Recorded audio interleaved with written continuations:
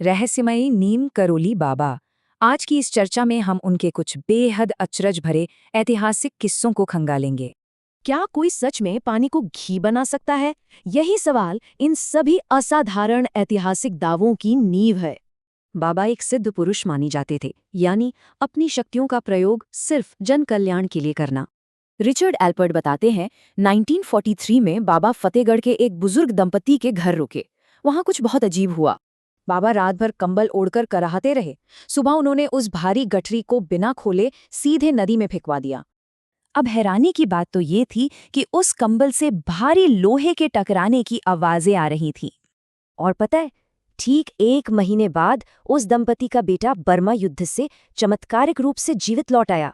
Miracle of love किताब के मुताबिक कैंची धाम के एक विशाल भंडारे में अचानक घी बिल्कुल खत्म हो गया।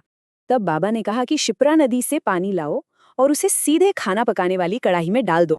और दावों की माने तो कढ़ाई में गिरते ही नदी का वो पानी तुरंत असली देसी घी बन गया।